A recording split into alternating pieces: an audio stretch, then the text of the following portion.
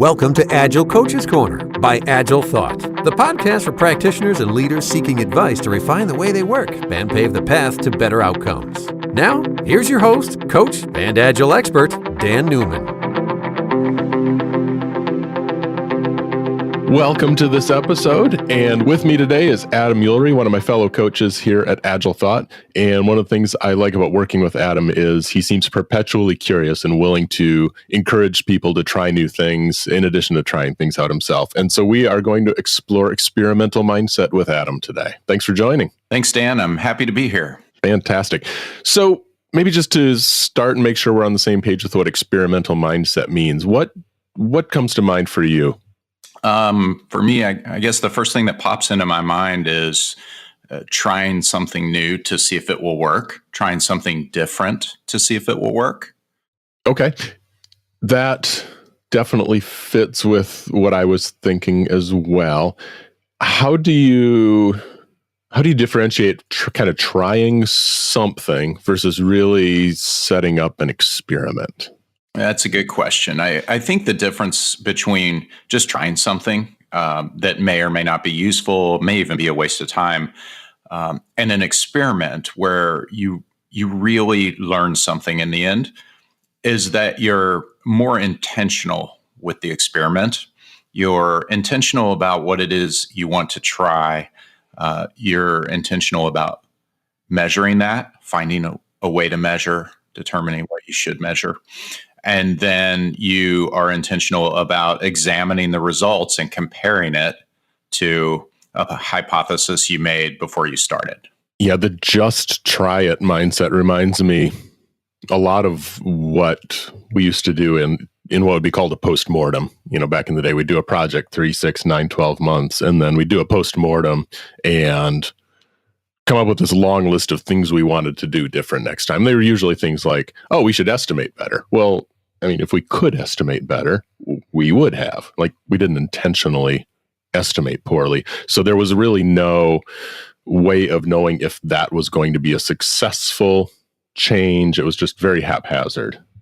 Yeah, Dan, I consider myself a continuous learner. I'm always learning. Consider myself someone who is constantly trying to learn new things. And that's one thing I love about experiments is it lets you try new things and then actually learn from it versus just try something and hope it works and see what happens, right? Definitely. You'd mentioned the intentionality of it and trying to understand what was working, what wasn't, how you were going to measure it. How do you encourage folks to set up, let's say, that hypothesis? So really applying the scientific method is what you're describing. So having a hypothesis, something that you want to either prove or disprove, you don't have to be right. You still learn even if you're wrong. How do you help people go and set that up when they want to go down this road of experimenting? Yeah, I talk to them about what it is we're trying to achieve. So like Stephen Covey said, begin with the end in mind. Think about what outcome we're really after. Why are we doing this experiment? And then that kind of helps one frame up what the hypothesis could be because it's based on something you want to achieve. From there, you can kind of frame up a hypothesis, what you think may happen if you try this. And then that gives you something pretty good to go on and measure how you'll determine if it was successful. So, Adam, we've talked a little bit about the experiment part of experimental mindset. Let's explore the mindset portion of that. What's the importance of mindset in this topic? I think it's about being open and willing to try new things. Mindset is so important in so many things we do in work, in life. And I think having a certain frame of mind, an approach to how you work through problems is critical. If you're not able to approach something with a genuine curiosity, with a willingness to try something new, to step outside your comfort zone, even in some areas, then it's going to be really hard for you to try things. And especially when you're not quite sure what'll happen in the end. Yeah, that to me, that differentiates maybe what we would expect from, oh gosh, I know we hear the phrase, oh, we can't fail at this, or we have to X, Y, or Z, which is a very different mindset than, gosh, I wonder what will happen if we implement this new engineering practice, or if we put the team closer together, or what if we use Post-it notes instead of an electronic tool, or, X, Y, or Z. So we have a hypothesis about what might happen, as opposed to we have to do X, or the outcome has to become Y. Yeah, I completely agree. I mean, that's really what I'm talking about. And there's often a tendency of some people in business to feel like they have to know everything. And they're knowers. And like I said earlier, I'm more of a learner than a knower. I don't have to know everything. And I'm really willing to admit that and try things to learn more. I'm actually trying to get at the truth, honestly. I value discovering the truth over being right or knowing everything. And I see that. I mean, we've got two fairly like-minded people talking here, so it's almost unfair that we agree. I do think about people, though, who are learners stuck in organizations that reward knowing. Because there are some times when we walk into organizations, I've been in organizations where people get rewarded for their expertise and get promoted based on that. And there can be times when not knowing isn't safe or rewarded within that organization. Yeah, and as Agile coaches, Dan, you and I see that all the time. As consultants, we're always in different organizations, new organizations, and we're usually there to help solve some really tough business problems. So I think you and I see that, perhaps more than many. I am at a point where I'm completely comfortable letting clients know, I don't know exactly how this is going to go, because many times there isn't a predictable way it will go. But I love teaching them how to discover together in a way that's safe. I love experimenting and trying something and showing them that we can do this, and no matter what happens, we'll be okay. It's not going to be catastrophic. And quite the opposite. I think we'll learn something extremely valuable from it. And then we can apply that. Yeah, the phrase of safe fail experiments comes to mind. We don't want to create an experiment where if it goes wrong, there are some kind of catastrophic results to it. Right. We would never want to do anything like that, or, take unnecessarily high risks. Mm-hmm. At the end of the day, we're really trying to learn something, and we're trying to solve a business problem. That's the context around what you and I are discussing here regarding experimentation. So, we would always be doing it in a way that would allow us to learn something without causing irreparable damage to the organization. That's a nice transition to, I was going to ask about some of the benefits of experimental mindset. And I think you've touched on a couple of them. There's the value of, there's the learning that comes out of it, so that we've improved the process over time. And you'd also alluded to the safety, the benefits of an experimental mindset is we want to do small experiments that are safe, as opposed to making big bets that maybe in a traditional project we would run a long time with a big bet that, hey, when we deploy the software, it's going to scale well, or it'll be performant when lots of people hit it, or that it's going to work in a model where we have some of our people located in one geography and some in another. We let these assumptions run for a really long time in a non-experimental mindset. So in addition to maybe the safety and the learning, what other benefits of experimental mindset come to mind? I mean, I think learning is such a large benefit. I'm not sure it could be understated. That's certainly the primary benefit that comes to mind for me, because so much stems from that. Value flows from that, right? I mean, and at the end of the day, that's really what we'd like to see our clients and organizations we work with get is value to their customers from something we have learned. Because a lot of times, at least for you and I as Agile consultants, we're trying to help the organization deliver some valuable product to their customers. So our experiments revolve around that in some way. And as we can learn, that's kind of the gift that keeps on giving, because that's something we can apply in the future. It's not just a one-time thing. They can use that new learning, that new knowledge to improve how they do things in that area. The value is one of those things that I think people can get hung up on. A lot of times when we think of product backlog items or learning value, not always, but value frequently becomes something we talk about in terms of dollars and cents. And what we're talking about here could be value of risk mitigation. It could be the value in the learning itself, or behavior, or keeping people engaged with your product longer. There's all kinds of ways we could start to measure value that go beyond the dollar. Yeah, agreed. And measure it at the customer. Like the last one you mentioned is the one that I was thinking of while we were talking about, which is retaining your customer, delighting your customer, making them a loyal customer. So think about your favorite mobile app. They've probably done something along the way to ensure that you love it.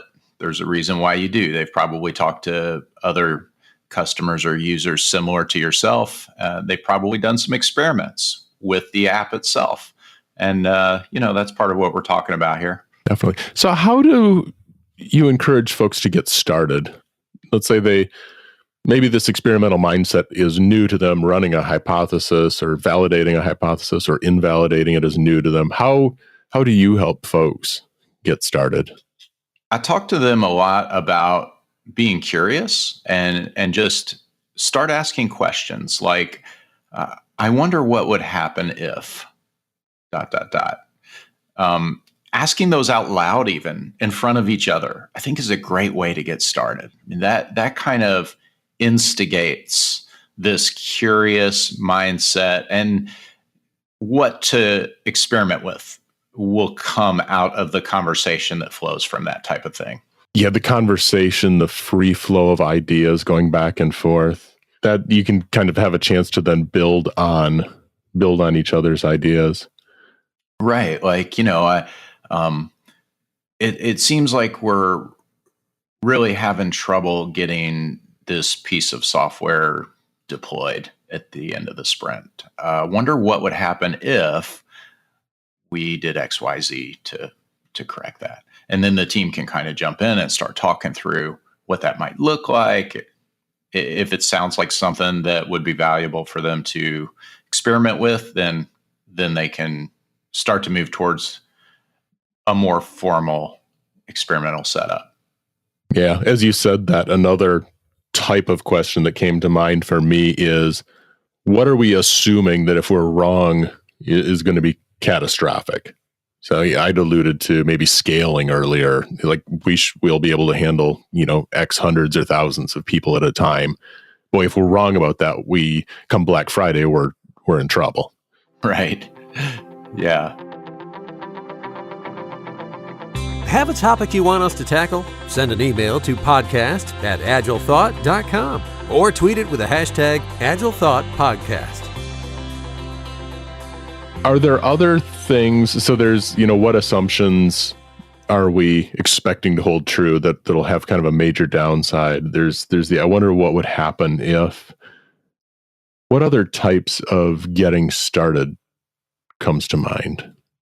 Kind of an awareness of some things that could be tried. A bit of awareness around your approach. It's almost like a self-awareness as a team, for example. Hey, we know we're doing this thing this way, and I've just noticed a pattern. We seem to be getting tripped up here. So that kind of self-awareness can help the team identify areas where you might want to try something.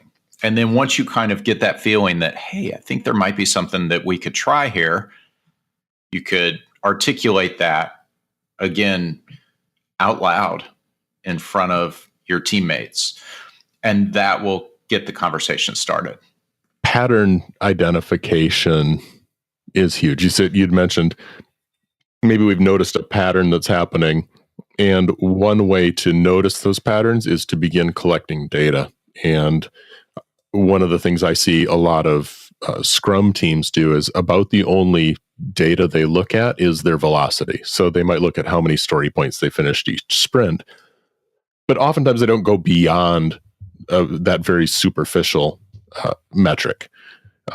They're not looking at the test failure. They're not looking at the test coverage of the code. They're not looking at how many person hours get spent to deploy their software, to QA, to staging, to production, those types of things. And collecting a bigger set of data can really help to identify what those patterns are. Gosh, maybe what would it be like to not spend 20 person hours deploying to production every sprint? Right. Right. I like that. And then that's going to lead to other questions. Through that conversation, I believe the other questions about, that's right. What could we do about that? I'm curious what would happen if, and, just to continue around that, asking questions around what it would look like, what the end state would look like, the desired end state. Yeah, if we didn't spend 20 hours deploying, if we spent 3 or less, what would we be doing instead? Oh, that sounds great. Let's talk about some things we might try to get us there. Definitely. So thinking out loud, asking those questions, and starting to look for patterns are 3 of those keys that we've talked about here. Have you employed the experimental mindset kind of outside of what we traditionally think of as software teams? Maybe what experiments have you conducted? Yeah, I'm constantly doing this outside of the Agile teams. I'll do it at home with my family, and I invest in real estate, and I've tried it there as well. When I first started my real estate investing journey, did a lot of experimentation, and I continue to. And at first, some things that stand out to me are when I was trying to figure out what my investor identity really was. I wasn't sure if I wanted to flip houses or buy houses and hold them and rent them, or do something different. And where I ended up was apartment investing. So I currently invest in apartment buildings. And it took a lot of experiments to get there. So I tried a lot of things, tried investing in some of those other areas. And of course, did some of the things we talked about here, where I measured the results and saw the outcomes. And that helped me decide where to ultimately land, which is where I am now.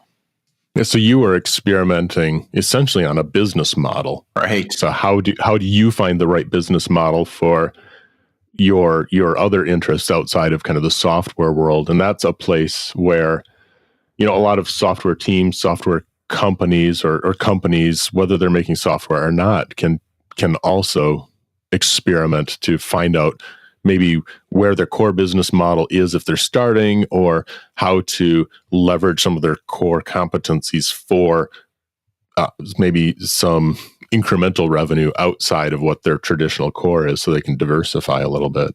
Right. Yeah. And I did some experiments within that. I mean, for example, with capital investing, at first I tried some different ways to raise capital, and saw how they worked. And where I've ultimately landed is I raise capital now from people like you and me, busy professionals who want to invest but may not have the time to.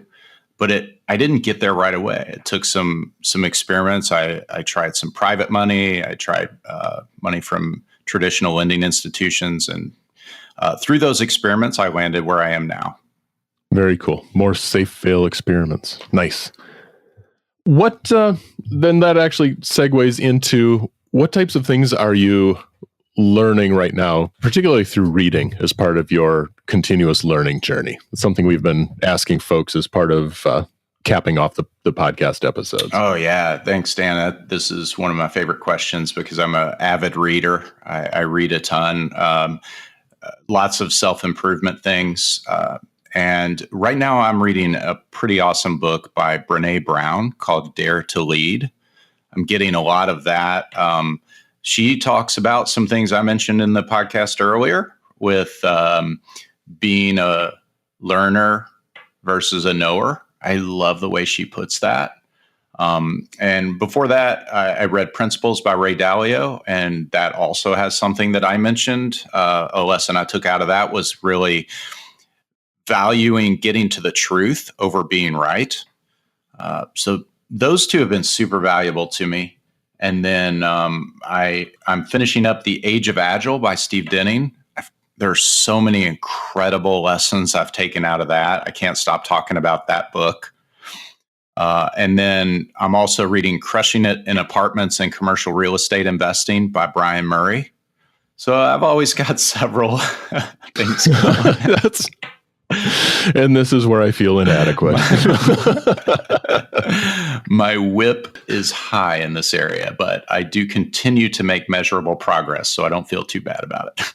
Very nice. Well, and I'm guessing, you can correct me if I'm wrong, that the payoff, the value isn't in finishing each of these books, that somewhere in Dare to Lead or Principles, Age of Agile or Crushing It, that there is not big bang value on the very last page of the books. Right. And I really try to take things away from those books. I don't speed through them. Yeah, so more of a studier versus kind of bubblegum types of books. Absolutely. I mean, usually the books I pick are pretty meaty on purpose. And I'll always have one on audio. So I listen to those while I'm driving if I'm not listening to a podcast like this one. Or I like that plug. Very nice. And Dare to Lead has come up now. This is you're at least the third person that has brought that up this week. So I think that's going to have to bubble up to near the top of my backlog. And we'll link off to those 4 books then as part of the show notes. Great. Thanks. Hey, well, thanks for joining, Adam. I appreciate you sharing insights on the experimental mindset. Thanks, Dan. I really enjoyed our time. Until next time. This has been the Agile Coaches Corner podcast, brought to you by AgileThought. Get the show notes and other helpful tips from this episode and other episodes at agilethought.com/podcast.